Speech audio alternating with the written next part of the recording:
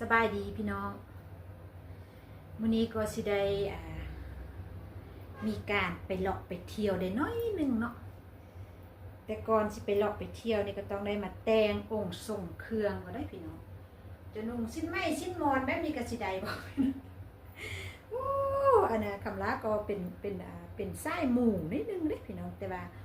ก่อนสิไปเที่ยวนี่เฮาก็สิได้เอาเครื่องซ้ำออกซ้ำอ่างมาล็อกก๊อกแก๊กมามาแตงเบิ่งเนาะมามายอมือว่าอันได้สิคือว่าซั่นได้พี่น้องแต่ว่าโอ้คำลาซื้อมาเราคำลาน่ะบ่ได้ใส่เราก็จะเป็นอย่างนี้พี่น้องโอ้มันโคตรเนาะเดี๋ยวเด้อสิลองให้เบิ่งแต่ละอันว่ามีความงามซำได้พี่น้องอันนี้ก็เป็นยกที่กำลาเสือเนาะพี่น้องเนาะยกนะคะยกเสริมดวงพี่น้องใส่หมูได้นิดนึงเลยนี่ก็สิประมาณนี้พี่น้องก็งามอยู่เด้เนาะก็คือเพิ่นว่าเลยเนาะไก่งามย้อนคนงามย้อนแต่งพี่น้องถ้าว่าคนสมแวงแต่งได้ก็บ่งามก็งามอยู่เนาะพี่น้องเนาะ อันนี้ก็จะเป็นไม่ยังฮู้คำลาก็บ่ฮู้แต่ว่าฮู้แต่ว่า